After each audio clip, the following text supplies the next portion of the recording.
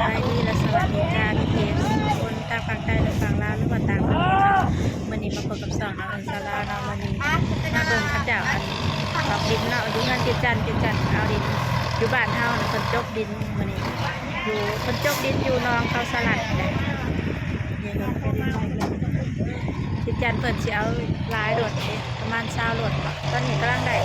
10ปลายรถดินที่หินแน่นให้ขาเงินจิตจันเป็นตักออกนะพระเจ้ายุดดินเขามาใส่เนาะดินมันเหลือเห็ดงานเปิดหายใส่กระสอบแล้วก็ค้นขึ้นมาไหวอยู่ต้นหนาเงินนั่นนี่เนาะเพราะว่าเพิ่นสิให้เขาจะมาดุดอีกนี่มาดุดมาเทยอีก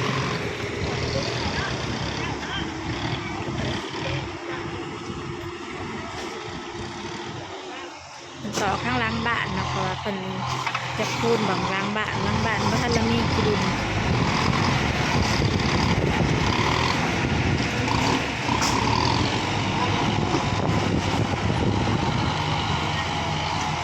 เป็นหายเลยกระสอบมันเป็นสีเงินรักสีเงิน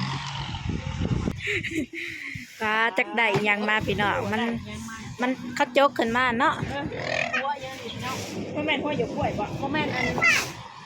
ยังก็เขาบอกนะว่ากล้วยเลยไรยังวะหนอดปลาหมึกบ่หนอดปลาหมึก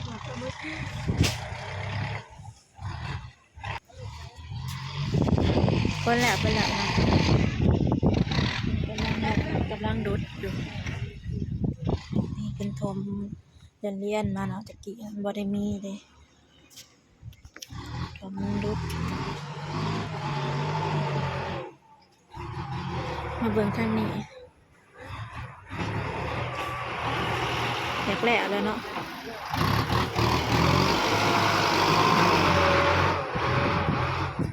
ตะกี้แล้วมันบ่ได้มีดินเด่นแล้วมันต่ำแล้วจิตจันทร์ชนกาเอาดินมาถมเนาะเวลาฝนตกแล้วก็เปื้อนจักรถเท่าใดก็สลิดรถละ500เนาะ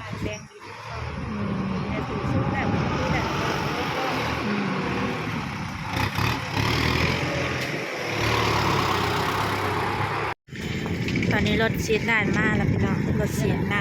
ำแต่ว่าเพิ่นหาสีแถวหนทางกันเด้เพราะว่าหนทางมันอันที่พุ่นเนาะมาแล้วเพิ่นก็สีให้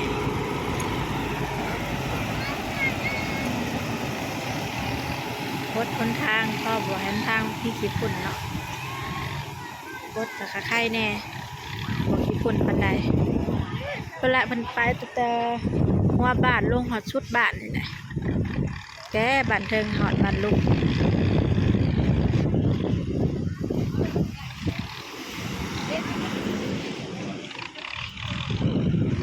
รถแล้วก็ค่ายแน่ขี้พุ่นปานใด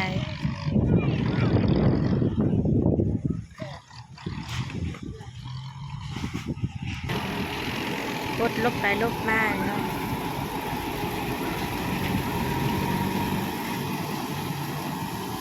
มันนี่นะปีอันย่างไปเบิ่งบอกคนโจกเนาะตอนนี้กำลังชี้ย่างไปเบิ่งบอกคนโจกพี่น้องเขาสลัดไม่เนาะคัน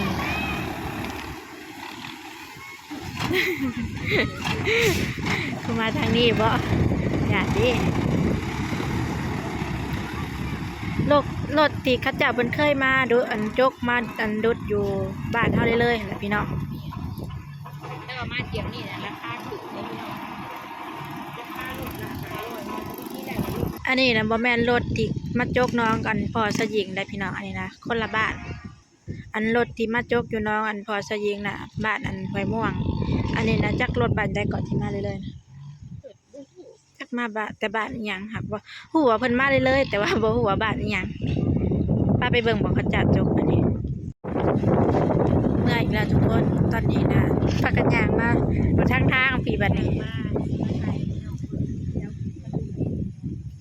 ก็จกอยู่น้องเขาสลัดไปเลยล้างยางมาหอดนี่ล้างยางมาหอดขอกงัวแม่สลอย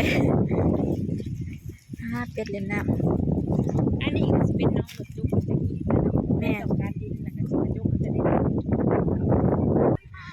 เข้าเจ้าเที่ยวนะมุนเบิดทนทางพี่น้องจะแจ็บเนาะแม่นเปียกน้ำเปื้อนน้ำเนาะแบบว่ารถรถหดน้ำ สูบน้ำกับเที่ยวคือกันนั่นเด้เพิ่นโถกเพิ่นถอกเพิ่นแล้วมันก็ลงมาเนาะบัดนี้ลงมาแล้วลบไปลบมาอยู่นี่แหละ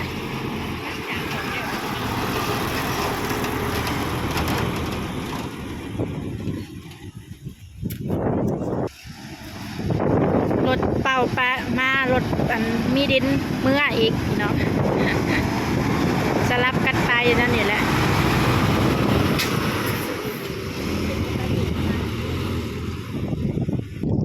แต่ข้าวยังหน่อยนะพี่น้องเห็นรถโจกนะลี่อยู่ในเฮือนพุ่นละย่านชั่วมือนี่กาบ่ย่านปานใดลัดธงไปเบิ่งพี่น้องลัดธงหน้าในหน้าเขาแม่สลอยเนาะ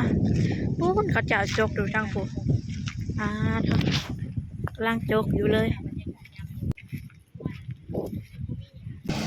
น่าหอยกับทุกคนเป็นโจกอยู่ทางนี้เนาะที่แล้วนี่เป็นโจกแคมจังปู้ทางไก่ต้นยังแหละต้นยังนะต้นแฮนบ่วันนี้โจกยับมาทั้งผีบ้านนี้เป็นแคมมาทั้งผี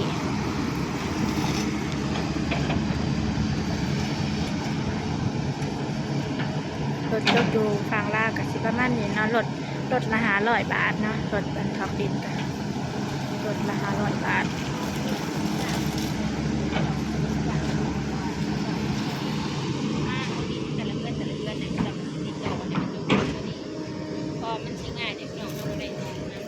แม่นทางพุ่นก็สิเป็นรถจูบน้ำเนาะจูบน้ำเอาขึ้นไปไว้ในทางแล้วก็สิไปหาหดทางนิดเนาะ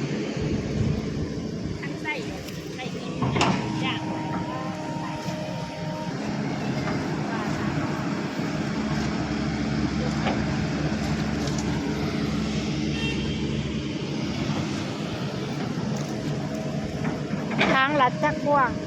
ผมปลูกพอมันหนักเยอะมันหนักเนาะ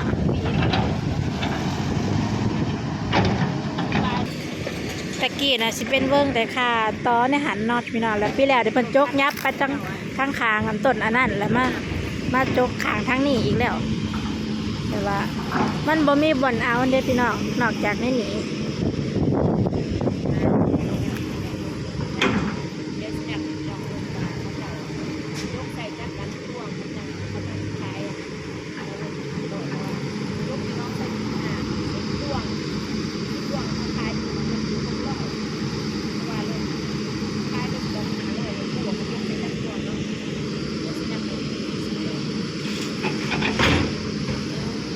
เนืองบวง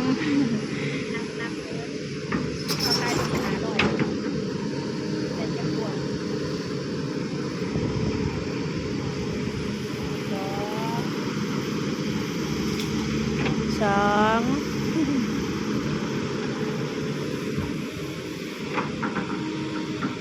แบบว่า3 เทื่อนี่แล้วอยู่น้องคาสลัดกระจกนะกระจกไปแล้วนี่กาตัวเอาคืนเอาไปไว้ในบองสีเฮ็ดวัดนะเนาะ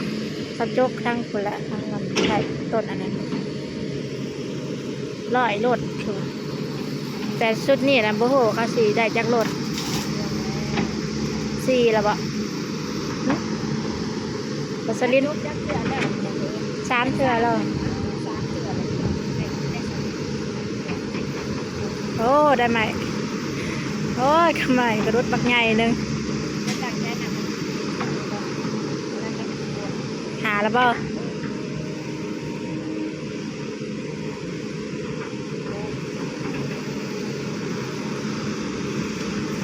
แดดพี่น้องมายืดตากแดด6 บ่วงแล้วบ่วงที่ 7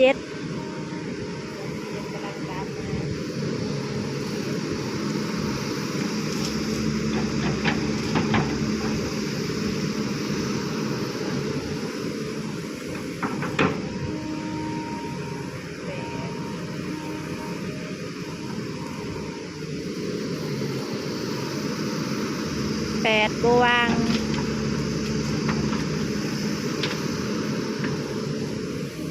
10คือกันเนาะเขาอ่ะ เก้าแล้วก็ อืม เก้า บวงที่9อันนี้ ช่วงเนาะ แน่น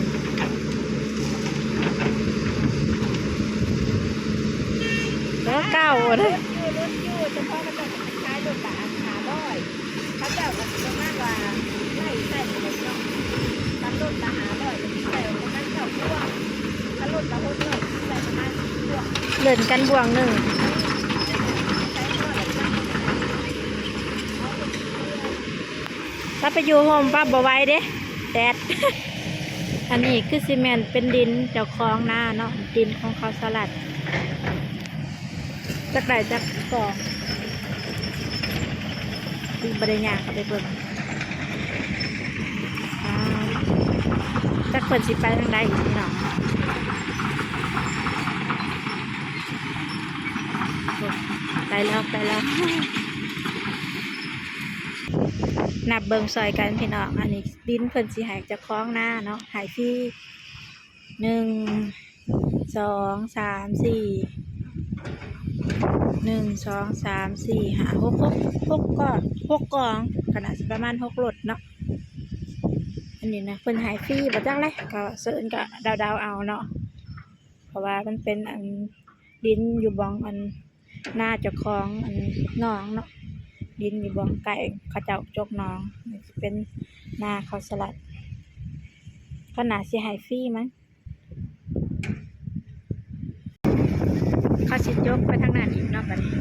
สิเมื่อแล้วทุกคน มาโดนเติบแล้ว มาแล้วเอาอีก เมื่อเลยพี่น้องแดดกะสูเนาะเพราะว่าอยากไปเบิ่ง แต่ข้าวตะกี้แต่ยังน้อยละยะแลนปุ๊บเขาได้เฮือนแล้วกันเห็นรถแกดินบอรถโจกเนาะแต่ว่าใหญ่มากละใครแน่ ข่าวอย่าบอกไง บ่ยอมครับ ข่าวมาแต่ใครเนี่ยพี่น้อง เนาะโอเคทุกคนเนาะสำหรับคลิปนี้ถ้าผู้ได้มาก็อย่าลืมฝากกดไลค์กดแชร์กดติดตามแล้วกดกระดิ่งเพื่อเตือนเนาะแล้วก็เป็นกำลังใจให้ชาวลาวในเด้อจ้าสำหรับมื้อนี้กราบสบายดีและสวัสดีจ้าบ๊ายบาย